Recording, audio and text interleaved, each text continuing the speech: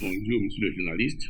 J'ai été en effet approché par des gens qui me proposent comme président par intérim de la République du Bénin après le départ constaté du chef d'État actuel, Patrice Talon. Naturellement, compte tenu de la question, je n'ai donné que mon accord. En effet, c'est la première fois dans l'histoire de notre pays que des gens, des membres du Parti communiste du Bénin et de la démocratie révolutionnaire, notamment avec l'Alliance pour la patrie, sont avancés comme pouvant être les dirigeants de ce pays, comme pouvant gouverner ce pays. Et naturellement, j'ai estimé que c'était important. Et ça montre, nous pouvons dire, ça montre, disons, tout le cheminement qui a été fait depuis que la campagne a commencé, campagne APP au pouvoir, Philippe Ngouillet au pouvoir a commencé. On a vu le cheminement fait par ce mot d'ordre et nous ne pouvons qu'en être très fiers. Mais ce qui est clair aussi, c'est que si on voit l'expérience de notre pays, les membres du Parti communiste du Bénin et ceux de la démocratie révolutionnaire sont aujourd'hui, en fait, les mieux préparés pour gouverner ce pays dans l'intérêt du peuple béninois. Il n'est pas de ma coutume, de mon habitude, pardon, d'être présomptueux. Ce que j'avance est réel. Pendant plus de 40 ans, mon parti a étudié les réalités économiques, sociales, politiques, culturelles de ce pays. Moi-même, en tant que membre du parti, j'ai sillonné le Bénin du nord au sud, de l'est à l'ouest. Par ailleurs, disons, en tant qu'enseignant, j'ai enseigné des générations d'étudiants venus de tous les coins de ce territoire. Ensuite, en tant qu'expert, n'est-ce pas, des questions frontalières, j'ai fait le tour de ce pays. Je le connais à toutes les frontières. Donc, par rapport à ça, j'ai aussi avancé, mon parti et moi, des programmes constitutionnels de développement de ce pays depuis des années. Et ces programmes ont toujours été, en fait, disons, annihilés par disons, l'action, disons, réactionnaire des hauts bourgeois du Bénin avec leur mentor, les intérêts français. Donc, j'estime qu'aujourd'hui, je ne vois pas dans ce pays un membre de notre parti aussi préparé pour assurer la gouvernance du Bénin dans l'intérêt, bien sûr, dans l'intérêt du peuple béninois. Donc, ce n'est pas présomptueux, c'est réellement ce qui est vrai. Et les gens se rendent compte souvent que lorsque nous disons quelque chose aujourd'hui, à l'instant même, ça ne se réalise pas, mais quelques années plus tard, ça se réalise. Pour dire qu'effectivement, nous sommes réellement les mieux préparés pour gouverner ce pays dans l'intérêt du peuple. On dit oui, mais vous là, vous êtes taxé d'être anti-français, vous n'aimez pas la France, et avec ça, vous savez que personne ne peut gouverner ce pays sans l'aide de la France. Voilà des propos qu'on colle. Mais quiconque lit le parcours de ma vie, ce qu'on appelle le curriculum vitae, quiconque a vu mon évolution académique et scolaire, se rend compte que depuis l'enfance, j'ai été moulé, sinon veut dire formaté par la culture française. Alors, avec ça, on peut être étonné de voir qu'avec ce CV-là, je puisse aujourd'hui être anti-français. Mais ce qui est réel, c'est que, non pas que je sois anti-français, je suis contre les rapports inégaux que la France a tissés autour des pays africains francophones, y compris le Bénin, depuis 1960. Ces rapports inégaux que nous connaissons sous le terme de pacte colonial. En effet, il n'est pas normal que 60 ans après, le fruit de notre travail soit accaparé par la France dans le fameux mécanisme de franc CFA. Et que du coup, la France diligente, réglemente toute l'économie de nos pays, y compris le Bénin. Ce n'est pas acceptable. Il n'est pas acceptable que la France officielle emprisonne l'esprit de notre peuple pour créer, ne pourra pas créer lui-même parce qu'il y a une école qui est entièrement inadaptée, une école asséchante faite en français, au détriment des langues nationales qui portent la culture de nos peuples. Il n'est pas acceptable aujourd'hui que, par exemple, nos productions, que nos richesses, nos ressources minières et de sol et de sous-sol soient les propriétés éminentes de la France, que je ne puisse pas en disposer. Il n'est pas normal aujourd'hui que, par exemple, que pour pouvoir être maire au Bénin, il faut que je sache lire et écrire le français. C'est comme si on demandait à un Français que la langue officielle de la France est le mandarin, le chinois, ou que pour être élu maire en France, il faut savoir lire et écrire le mandarin ou l'allemand. On ne voit pas ça du tout. Et pourtant, il y a de telles choses qu'aujourd'hui, on impose au peuple béninois. Ce qui fait que ce n'est pas possible. Donc, c'est des choses qui sont inacceptables pour un peuple. Mais dès lors que ces liens coloniaux, ces rapports inégaux auront cessé, évidemment, nos peuples retrouveront l'amitié entre les deux peuples, le peuple français et le peuple, n'est-ce pas, du Bénin. Alors, ce qui est aussi clair aujourd'hui, c'est que durant tout mon parcours académique, j'ai frotté avec beaucoup de militants révolutionnaires français. J'ai leur amitié, que ce soit à la Sorbonne, que ce soit à l'IAP, parti par là, on a frotté ensemble. Et mon parti, le PCB, entretient jusqu'aujourd'hui de bonnes relations avec beaucoup d'organisations politiques françaises qui luttent pour la libération du peuple de France et, disons, la libération du travail et des travailleurs en France. Donc, avec ça, il ne faut pas dire que je suis contre la France. Au contraire, nous luttons, ces responsables des organisations de masse en France luttent contre le même ennemi que nous, le même ennemi qui à la fois exploite les colonies que nous sommes, plus ou moins, et qui aussi exploite le travail du peuple français. Donc, ce qui est sûr, dès lors que ces rapports inégaux entre la France officielle et les pays africains, et mon pays, le Bénin, auront cessé, il est vrai qu'on va retrouver l'amitié totale entre les peuples de France et les peuples du Bénin. Monsieur le journaliste, ces propos sont d'une gravité extrême. Ce n'est pas des propos attribués au président Emmanuel Talon. C'est des propos tenus par le président Talon. Clair et net. Il dit le peuple, n'est-ce pas, fond, quand il tient le pouvoir, il ne le lâchera plus jamais. Ce qui est grave là-dessus, c'est que le président Talon déplace les débats, disons, non plus sur le terrain des programmes et des visions présentées au peuple du Bénin, mais sur la base de l'ethnie. Ce qui est très grave. Du passé, et du coup, ça pose des questions énormes.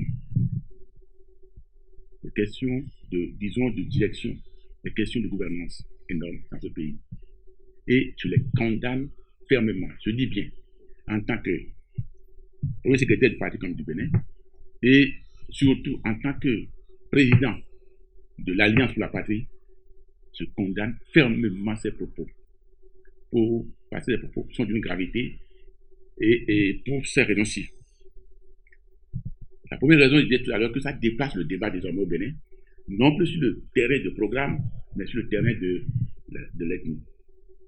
Deuxième chose, or, chaque ethnie a légitimement le droit d'avoir l'ambition de gouverner ce pays. Donc, ça fait affrontement d'ethnie.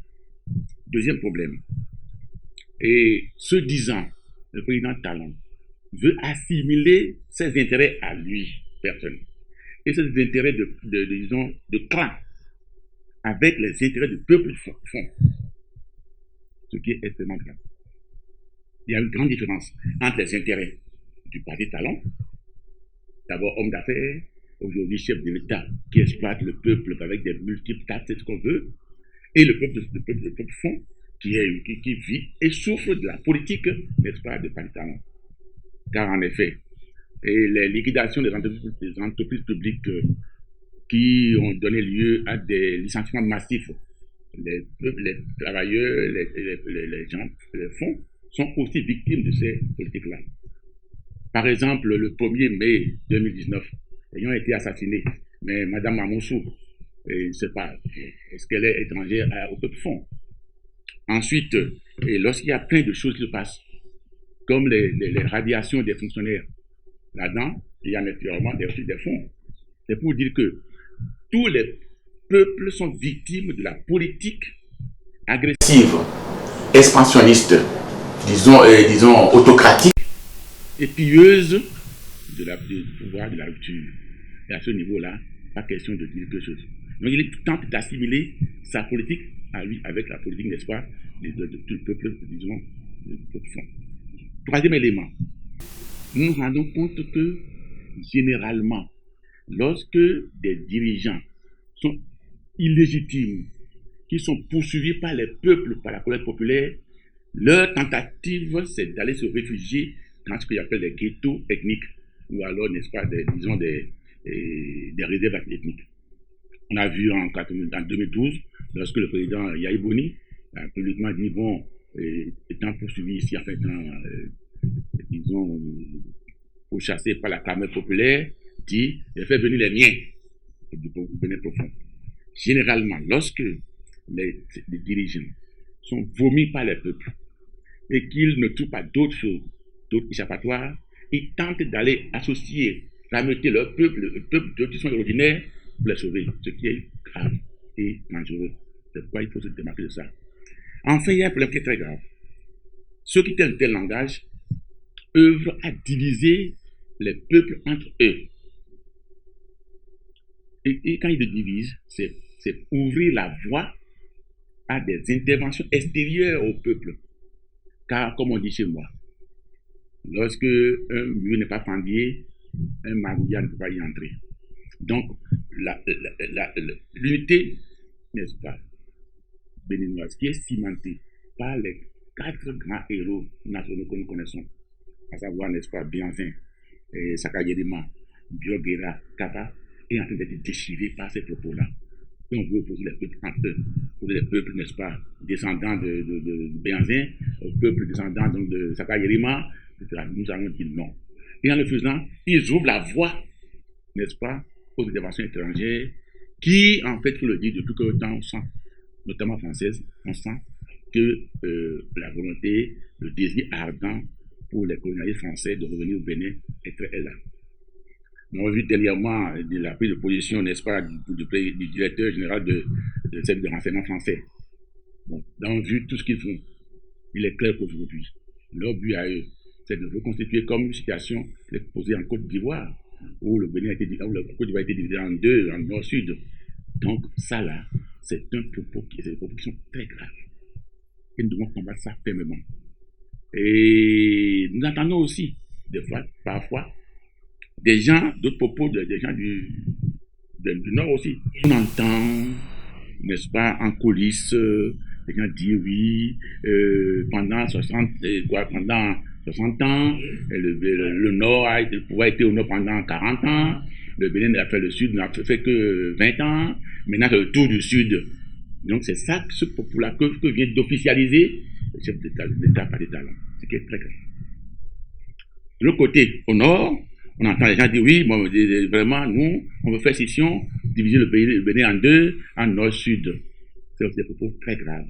Ils les condamnent. Tout ça va, tous ces propos vont dans le sens de la division du Bénin et de la destruction de l'unité nationale qui est en cours de constitution. Je dis encore une fois que ça, c'est des propos qui vont dans l'intérêt des ennemis du peuple bénin. Et dans l'intérêt notamment des colonialistes français qui ne visent que ça. Parce que, vous savez, ils ont été chassés du Bénin par feu Tometi Armanégué en 1964. Et ils rêvent encore de revenir dans notre pays pour venir boire, comme je le dis souvent, boire du champagne sur la tombe de Bianzin, Biogera, Sakayedema. Impossible. Je combats fermement.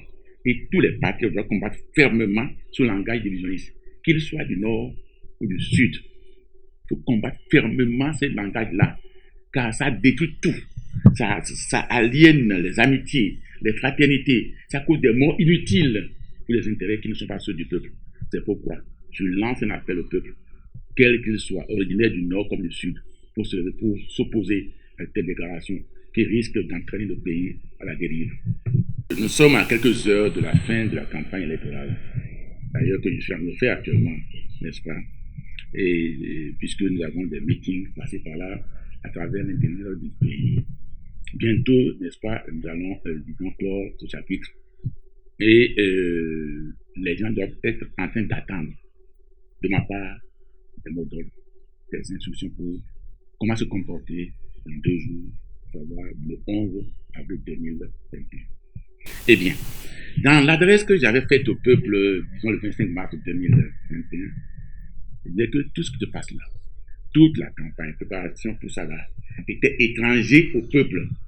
Le peuple qui est affamé, et exploité, et désorienté, n'a rien à voir avec ce qu'ils font là comme campagne.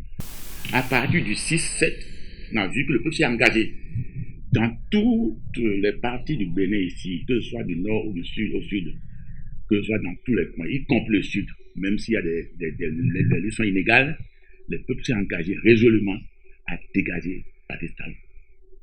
Et c'est pour dire que le peuple dit réellement par les luttes que ce qui se passera après-demain n'engage pas, ne le concerne pas, que le peuple est exclu de tout ça, et que c'est donc un cinéma. C'est, n'est-ce pas, donc une mascarade qui est en cours et qui ne regarde nullement le peuple béninois dans ses souffrances aujourd'hui, ses aspirations pour un monde meilleur. C'est pour dire que j'appelle encore une fois le peuple à poursuivre le combat, à poursuivre les luttes, sans se laisser distraire par la mascarade du 11 avril 2022, et ainsi pour livrer le pays de l'autocrate de Patrice Talon et empêcher que d'autres autocrates viennent le remplacer après la victoire sur Talon.